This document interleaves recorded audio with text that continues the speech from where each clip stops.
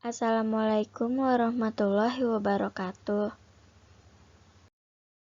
Perkenalkan, nama saya Alfani Dwi Wayuningrum, NPM 202021-50326 dari kelas R2D, kelompok 12 mata kuliah Fonologi dengan dosen pengampu Bapak Irwan Siagian MPD. Di sini saya akan menjelaskan mengenai kalimat tanya dan pernyataan dari aspek bunyi. Pertama, saya akan membahas mengenai apa itu aspek bunyi.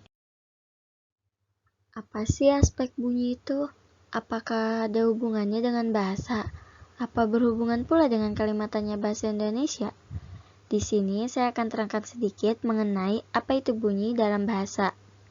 Perlu diketahui bahwa bahasa memiliki dua aspek utama, yaitu aspek bunyi dan aspek makna.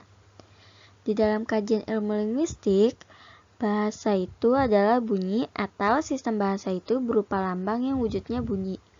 Lalu apakah semua bunyi yang kita dengar sehari-hari merupakan bunyi bahasa? Menurut Krida Laksana tahun 1983 halaman 27, bunyi adalah kesan pada pusat saraf sebagai akibat dari getaran gendang telinga yang bereaksi karena perubahan-perubahan dalam tekanan udara. Bunyi-bunyi ini bisa bersumber dari gesekan atau benturan benda-benda dan juga alat suara pada binatang dan manusia. Sedangkan bunyi bahasa yaitu satuan bunyi yang dihasilkan oleh alat ucap manusia dalam kajian fonologi yaitu fonetik dan fonemik. Perlu dicatat pula bahwa tidak semua alat bunyi yang dihasilkan oleh alat ucap manusia itu termasuk ke dalam bunyi bahasa. Jika bunyi-bunyian seperti teriak, batuk, bersin, atau ngorok itu bukan termasuk bunyi bahasa.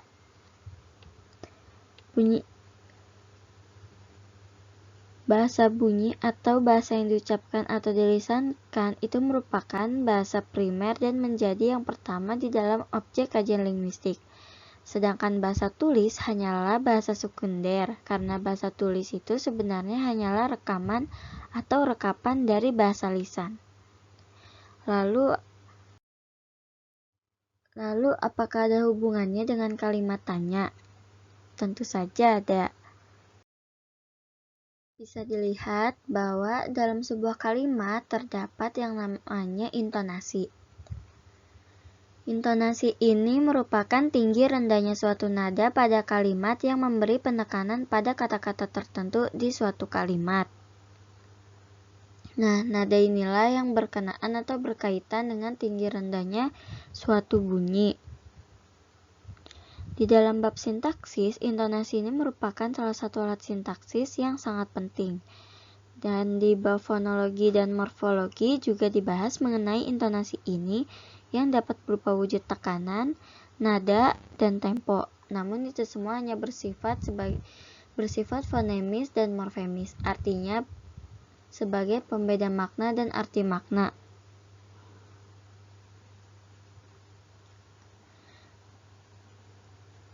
Di dalam bahasa Indonesia, intonasi ini hanya berlaku pada tataran sintaksis.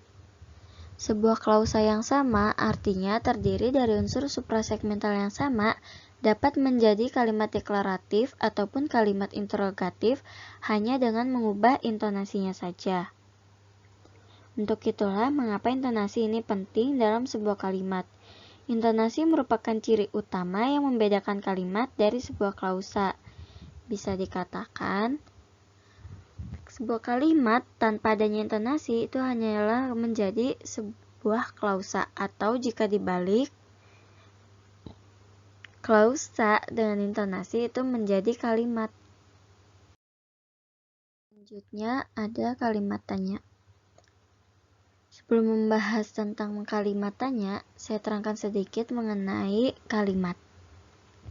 Kalimat adalah satuan bahasa terkecil yang mengungkapkan pikiran yang utuh, baik secara lisan maupun tulisan.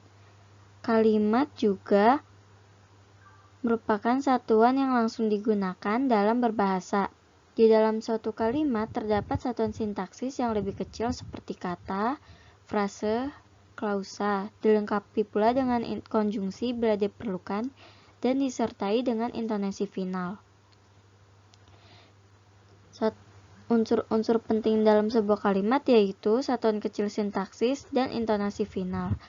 Satuan-satuan kecil ini biasanya dalam bentuk klausa. Jadi kalau dalam sebuah klausa diberi intonasi final, maka terbentuklah kalimat itu. Nah, kalimat tanya memiliki beberapa pendapat dari para ahli. Ramalan tahun 2005 halaman 28 menyebutkan bahwa kalimat tanya adalah kalimat yang memiliki fungsi untuk menanyakan sesuatu. Pola intonasi kalimat tanya bernada akhir naik. Suhardi tahun 2005 halaman 149 menyatakan kalimat tanya adalah kalimat yang bertujuan untuk menanyakan sesuatu kepada pihak lain. Abdul Khair tahun 2009 halaman 189 menyebutkan kalimat interrogatif atau kalimat tanya adalah kalimat yang mengharapkan adanya jawaban secara verbal. Jawaban ini dapat berupa pengakuan, keterangan, alasan, atau pendapat dari pihak pendengar atau pembaca.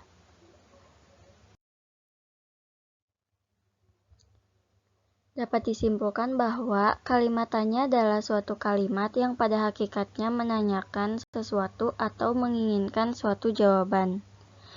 Dengan demikian, dalam bentuk tulis, unsur terpenting yang menandai kalimat interrogatif sebenarnya adalah tanda tanya di akhir kalimat, partikel tanya, dan kata tanya yang sering digunakan dalam kalimat interrogatif atau kalimat tanya. Muhammad Irman tahun 2008 halaman 57 mencirikan kalimat tanya menjadi 4 hal, yaitu 1. Penggunaan kata tanya apa, siapa, di mana, kemana, dari mana, bagaimana, mengapa, dan berapa. Misalnya dalam kalimat, bagaimana kondisi pengungsi lumpur lapindo saat ini? Apa pengalaman Anda di bidang mesin? 2. Penggunaan kata bukan atau tidak. Misalnya pada kalimat, bukankah ini tas yang kamu bawa? Atau, ini hasil ulanganmu bukan? 3. Penggunaan kelitik kakah pada predikat kalimat yang diubah susunannya subjek predikat menjadi predikat subjek. Misalnya dalam kalimat, ia lulus tahun ini, yang kemudian menjadi luluskah ia tahun ini? 4. Penggunaan intonasi naik pada suku kata akhir kalimat. Misalnya pada kalimat, ayahnya terlibat perampokan, yang kemudian menjadi ayahnya terlibat perampokan. Muhammad Irman tahun 2008 halaman 48 hingga 52 membagi kalimat tanya menjadi 4. Kalimat tanya informatif, kalimat tanya konfirmatif, kalimat tanya retoris, dan juga kalimat tanya tersamar. Pertama ada kalimat tanya informatif. Kalimat tanya informatif disebut juga kalimat tanya biasa, digunakan untuk menggali suatu informasi. Kalimat untuk menggali informasi biasanya menggunakan kata tanya. Kata tanya yang dipergunakan dirumuskan dengan 5W plus 1H, yaitu what, where, who, when, why, dan how. Atau dalam bahasa Indonesia, apa, di mana, siapa, kapan, mengapa, dan bagaimana. Contohnya, berapa orang mahasiswa yang tewas dalam tragedi Jembatan Semanggi? Bagaimana mereka meninggal dunia? Selanjutnya ada kalimat tanya konfirmatif. Kalimat tanya konfirmatif atau penjernihan ialah kalimat tanya yang disampaikan kepada orang lain untuk tujuan mengukuhkan dan memperjelas persoalan yang sebelumnya telah diketahui oleh penanya. Kalimat tanya ini tidak meminta penjelasan, tapi hanya membutuhkan jawaban pembenaran atau sebaliknya dalam bentuk ucapan ya atau tidak dan benar atau tidak benar. Kalimat tanya konfirmatif ini dapat dibedakan menjadi 2 macam jika dilihat dari unsur pembentuk proposisi tanya itu, yaitu penggunaan intonasi tanya. Iwan meninggal dunia. Para demonstran bentrok dengan aparat keamanan. Dan juga penggunaan partikel tanya. Itukah hasil demonstrasi? Apa MPR perlu mengadakan sidang istimewa? Di Jakarta terjadi kerusuhan kan? Selanjutnya ada kalimat tanya retoris. Kalimat tanya ini tidak memerlukan jawaban atau tanggapan langsung. Kalimat tanya retoris biasanya digunakan dalam pidato, khutbah, atau orasi. Pertanyaan retoris dikemukakan dengan bermacam-macam maksud sesuai dengan pokok pembicaraan. Pertanyaan retoris bertujuan untuk memberi semangat, menggugah hati, memotivasi, memberi kesadaran, dan sebagainya terhadap audiens atau pendengar. Contohnya, apakah kita tega membiarkan mereka kelaparan? Apakah nasib kita akan berubah tanpa ada usaha? Terakhir, ada kalimat tanya tersamar. Kalimat tanya tersamar maksudnya adalah bentuk tanya yang mengacu pada bermacam maksud. Dengan kalimat tanya tersamar, penanya dapat menyampaikan berbagai tujuan seperti memohon, meminta, menyindir, membiarkan, mengajak, menegaskan, menyetujui, menggugah, melarang, menyuruh, dan lain sebagainya.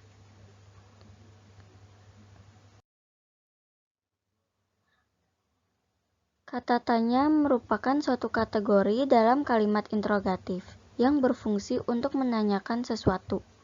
Selain untuk menanyakan sesuatu yang ingin diketahui oleh pembicara, kata tanya juga berfungsi untuk mengukuhkan apa yang telah diketahui oleh pembicara.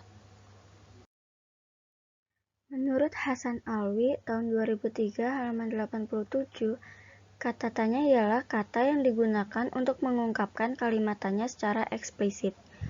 Dikatakan secara eksplisit karena ada kalimat tanya yang tidak menggunakan kata tanya seperti yang terlihat, namun hanya menggunakan partikel tanya seperti kah dan kan, serta penggunaan intonasi tanya bila itu secara lisan dan tanda tanya bila dalam bahasa tulis. Menurut Ramlan tahun 2005 halaman 31, kata tanya adalah kata yang bersifat menggantikan kata-kata atau kata-kata yang ditanyakan.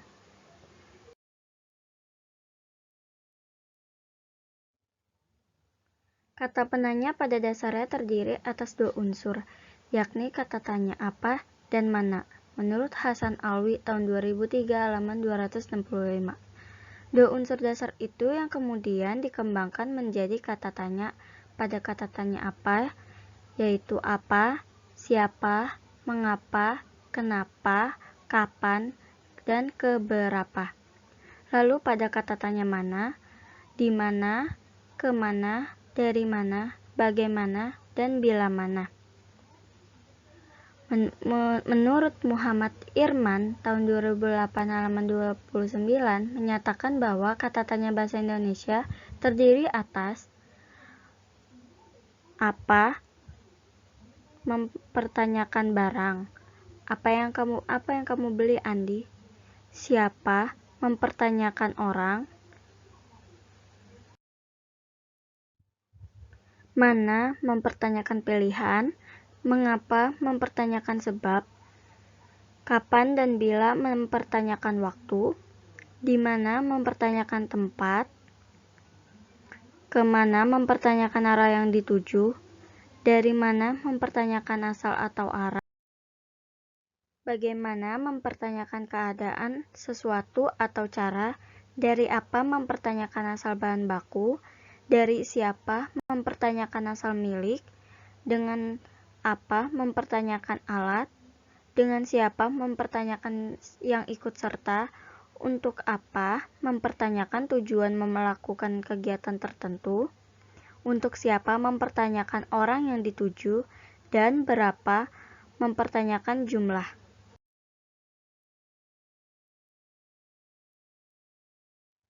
Pada dasarnya, kata tanya berfungsi untuk menggantikan sesuatu yang ingin diketahui oleh pembicara atau mengukuhkan apa yang telah diketahui pembicara.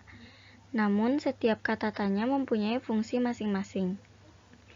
Menurut Suwardi tahun 2005 halaman 149 hingga 150, Dalam bahasa Indonesia terdapat bermacam-macam fungsi kata tanya. 1.